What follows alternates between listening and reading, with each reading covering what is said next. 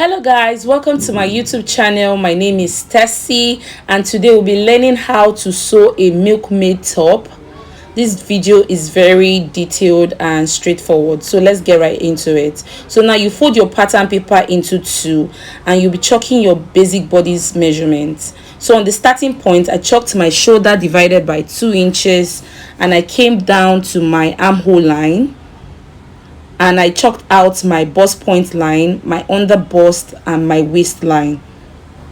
So now you go ahead to connect the lines.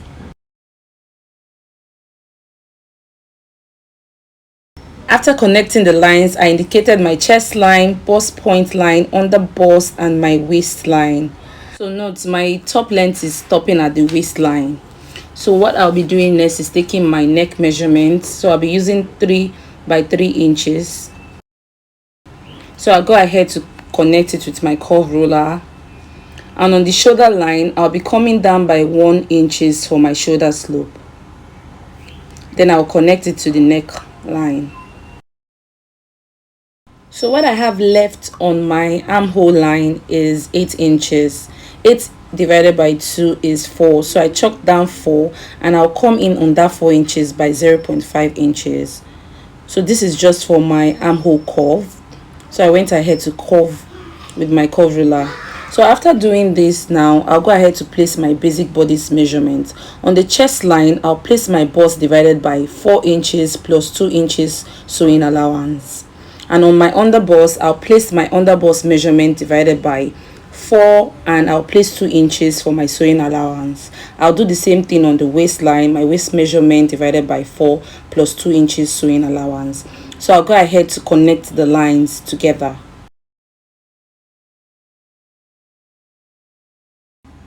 So I just blended the curve on that chest line. So I am done with my basic body's measurement. You need to note that there is no need for that when drafting this measurement. You don't need that on this top. And it's an off shoulder top, so you'll be checking where you want your off shoulder to start from. So now from the shoulder line, my top is going to be starting from 5 inches. So I'll be taking 5 inches off and I will rule a line on that 5 inches.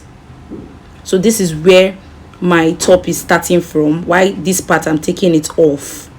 So I'll just go ahead now to chalk out the part I'll be taking off.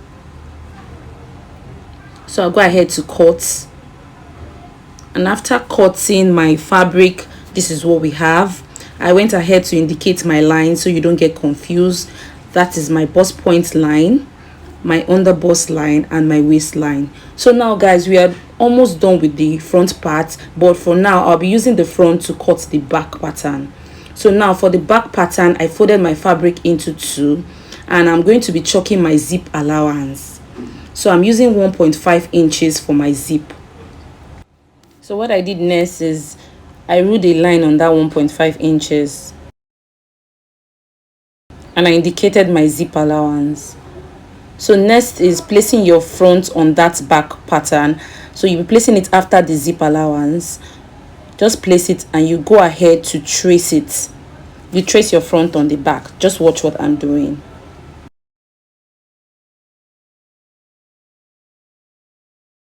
So after tracing, I wanted my lines visible, so I went ahead to make them visible.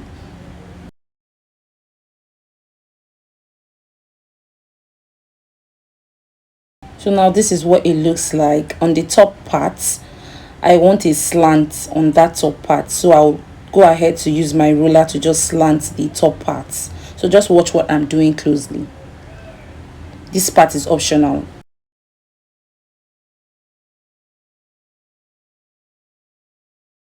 So now after slanting, this is what we have. I'll go ahead to cut my back pattern.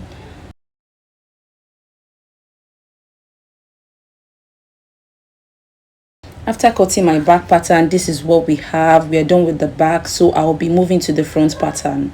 So for the front pattern, what I'll be doing is on that bust point line, I'll be curving to the under bust using my curve ruler. So from the starting point on that bust point line, you curve to meet the under bust. Just watch what I'm doing closely. So just curve to the under bust. So from the bust point, line, you curve to your underbust measurement. Very simple. Now you go ahead to cut. After cutting, guys, this is what we have. So what I'll be doing next is opening up that middle line. I'll go ahead to open it up. After doing that, guys, as you can see, this is what it is looking like for now. You placed one part on each of the sides just like this. So next is slashing and spreading. So I'll be using this part to slash and spread. What I'm doing now on that bust point line, I'll be taking 1 inches apart. So go ahead to chalk 1 inches on that bust point line just like this.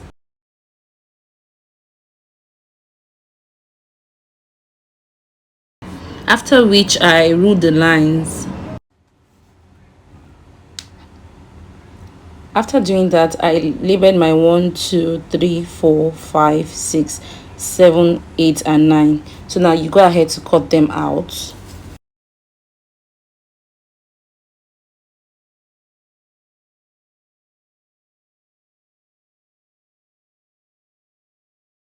What I'll be doing next is placing a new sheet of paper, and what I'll be doing now is chalking a line on that middle part of the paper.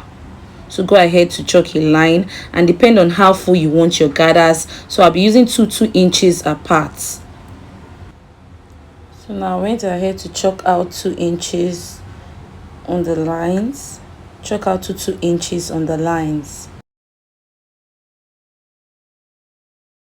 After chalking it, I'll be placing my number 1 on that line, on your bust point line. Place it on that 2 inches line, and you hold it with your paper tape. You do the same thing for number 2. Place it on that line and you hold it up. You do the same thing for number 3. You place it on that line and you hold it up. So now you go ahead to do the same thing for number 4. You place it, you hold it up. Same thing goes for number 5, number 6, number 7, number 8, number 9. And now after doing that, you go ahead now to trace. So just watch what I'm doing. I'm tracing it just like this.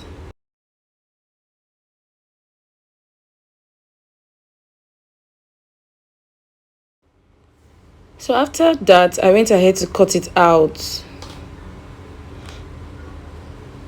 After cutting it out, this is what it looks like.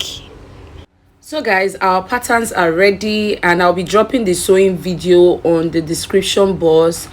Make sure you like, share and subscribe to my YouTube channel. Thank you guys for watching this video, and see you in the sewing class.